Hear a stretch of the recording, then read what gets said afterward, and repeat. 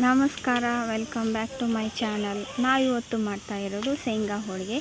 ತುಂಬ ಚೆನ್ನಾಗಿರುತ್ತೆ, ಟೇಸ್ಟಿಯಾಗಿರುತ್ತೆ. ನೀವು ಕೂಡ ಮನೆಯಲ್ಲಿ ಟ್ರೈ ಮಾಡಿ. ಯಾರೆಲ್ಲ ನೋಡ್ತಿದ್ದೀರಾ ಸಬ್ಸ್ಕ್ರೈಬ್ ಮಾಡಿ, ಶೇರ್ ಮಾಡಿ, ಕಮೆಂಟ್ ಮಾಡಿ. ಇವಾಗ ಬೇಕಾಗಿರೋ ಸಾಮಗ್ರಿಗಳನ್ನು ನೋಡೋಣ. ಇದಕ್ಕೆ ನಾನು 1 kg ಶೇಂಗಾ ತೊಗೊಂಡಿದ್ವಿ, 1 kg ಬೆಲ್ಲ ಮತ್ತು ಒಂದು 1/4 kg ಚಿರೋಟಿ ರವೆ ತೊಗೊಂಡಿದ್ದೀವಿ. ಅದಕ್ಕೆ ಒಂದು ಅರ್ಧ kg ಮೇಲೆ 2 ಕಪ್ಪಲ್ಲಿ ನಾವು ಮೈದಾ ಹಿಟ್ಟನ್ನು ತೊಗೊಂಡಿದ್ದೀವಿ. ಮತ್ತು ಒಂದು 2 ಏಲಕ್ಕಿ, ಸ್ವಲ್ಪ ರುಚಿಗೆ ತಕ್ಕಷ್ಟು ಉಪ್ಪು. ಇಷ್ಟಾದರೆ ಇದಕ್ಕೆ ಸಾಕು. ಈ ಹಚ್ಚಿ ಲಟ್ಟಿಸೋದಕ್ಕೋಸ್ಕರ ನಾನು ಅಕ್ಕಿ ಹಿಟ್ಟನ್ನು ತೊಗೊಂಡಿದ್ದೆ. ನೀವು ಬೇಕಿದ್ದರೆ ಮೈದಾ ಹಿಟ್ಟನ್ನೇ ತೊಗೋಬೋದು. ಆ ಶೇಂಗಾವನ್ನು ಚೆನ್ನಾಗಿ ಹುರಿದ್ಬಿಟ್ಟು ತೊಗೋಬೇಕು. ಇವಾಗ ಹುರಿದ್ಬಿಟ್ಟು ತೊಗೊಂಡು ನಾವು ಇದನ್ನು ಸಿಪ್ಪೆ ತೆಗ್ದಿಲ್ಲ, ಸಿಪ್ಪೆ ತೆಗೆದ್ಬಿಟ್ಟು ಕೂಡ ಹಾಕ್ಕೋಬೋದು. ನಾವು ಸಿಪ್ಪೆ ತೆಗೆದೇನೆ ಹಾಗೆ ಜಾರಲ್ಲಿ ಹಾಕ್ಕೊಂಡು ಅದ್ರ ಜೊತೆ ಬೆಲ್ಲ ಮಿಕ್ಸ್ ಮಾಡಿಕೊಂಡು ಜಾರಲ್ಲೇ ನಾವು ರುಬ್ಬಿ ತೊಗೋಬೇಕು. ಇದು ತುಂಬ ಚೆನ್ನಾಗಿ ಇರುತ್ತೆ. ನೀವು ಕೂಡ ಮನೆಯಲ್ಲಿ ಟ್ರೈ ಮಾಡಿ. ಸಣ್ಣಗೆ ರುಬ್ಕೊಂಡು ತೊಗೋಬೇಕು. ಇದನ್ನು ಈ ರೀತಿಯಾಗಿ ರುಬ್ಬಿದ ನಂತರ ಈ ರೀತಿಯಾಗಿ ಬರುತ್ತೆ. ಇದೇ ರೀತಿ ಪ್ರತಿಯೊಂದನ್ನು ರುಬ್ಬಿ ತೊಗೊಂಡ ನಂತರ ನೀವು ಹೊಸದಾಗಿ ಮಾಡೋರಾದರೆ ಇದನ್ನು ಜರಡಿ ಹಿಡಿದು ತೊಗೊಳ್ಳಿ. ಯಾಕಂದರೆ ಇದರಲ್ಲಿ ಸ್ವಲ್ಪ ಗಟ್ಟಿ ಸಿಗೋದ್ರಿಂದ ಅದು ಹೋಳಿಗೆ ಹರಿಯುವಂತಹ ಸಾಧ್ಯತೆ ಇರುತ್ತೆ. ಇಲ್ಲ ನಮ್ಗೆ ರೂಢಿ ಇದೆ ಅಂದರೆ ಅದನ್ನೇನು ಸೋದಿಸುವಂಥ ಅವಶ್ಯಕತೆ ಇಲ್ಲ. ಸೊ ಇವಾಗ ಎಲ್ಲವನ್ನು ಇದೇ ರೀತಿ ಮಿಕ್ಸ್ ಮಾಡಿ ತೊಗೊಂಡ ನಂತರ ಇದು ಹೋಳಿಗೆ ಅದಕ್ಕೆ ಬೇಕಲ್ಲ, ಹೂರಣ ಆಗಬೇಕಲ್ಲ. ಸೊ ಹಾಗಾಗಿ ಸ್ವಲ್ಪ ನೀರನ್ನು ಹಾಕಿ ಚೆನ್ನಾಗಿ ನಾದ್ಬಿಟ್ಟು ತೊಗೊಳ್ಳಿ. ಇದೇ ರೀತಿಯಾಗಿ ತೊಗೊಳ್ಳಿ, ಒಮ್ಮೆಗೆ ನೀರು ಹಾಕಬೇಡಿ. ಯಾಕಂದರೆ ಅದು ಮೆತ್ತಗಾಗುವಂಥ ಸಾಧ್ಯತೆ ಇರುತ್ತೆ. ಆ ರೀತಿ ಆದರೆ ಹೋಳಿಗೆ ಬರಲ್ಲ. ನಾವು ನಾದ್ತಾ ಸ್ವಲ್ಪ ನೀರು ಹಾಕಿನೇ ಚೆನ್ನಾಗಿ ಗಟ್ಟಿಯಾಗಿ ಹೂರಣದ ಹದಕ್ಕೆ ಕಲಿಸಿ ತೊಗೋಬೇಕು. ಇದರಲ್ಲಿ ಸ್ವಲ್ಪ ನಾವು ಮಿಕ್ಸಿ ಮಾಡುವಾಗಲೇ ಏಲಕ್ಕಿ ಮತ್ತು ಚಿಟಿಕೆ ಉಪ್ಪನ್ನು ಕೂಡ ಸೇರಿಸಿರ್ತೀವಿ. ಸೊ ನಾದಿದ ನಂತರ ಫೈನಲಿ ಈ ರೀತಿಯಾಗಿ ಹೂರಣ ರೆಡಿ ಆಗುತ್ತೆ.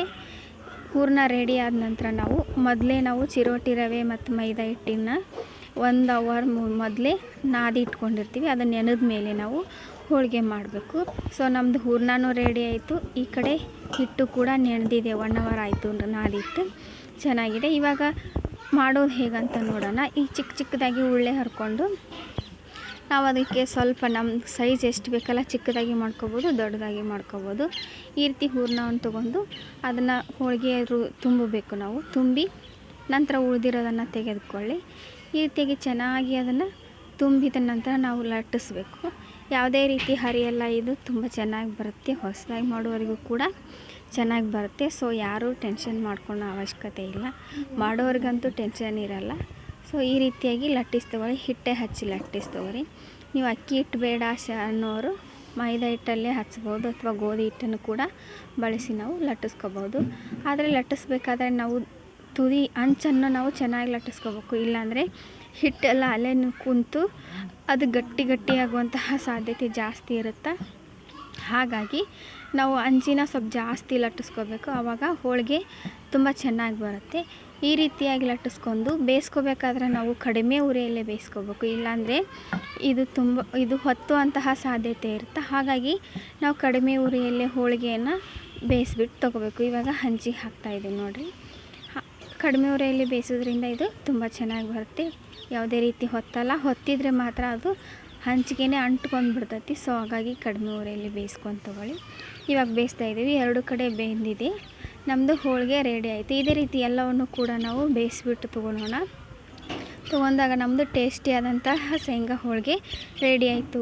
ಇಲ್ಲಿವರೆಗೂ ಯಾರೆಲ್ಲ ನೋಡ್ತಿದ್ದೀರಾ ದಯವಿಟ್ಟು ಶೇರ್ ಮಾಡಿ, ಸಬ್ಸ್ಕ್ರೈಬ್ ಮಾಡಿ ಮತ್ತು ಕಮೆಂಟ್ ಮಾಡೋದನ್ನು ಮರಿಬೇಡಿ ಫ್ರೆಂಡ್ಸ್.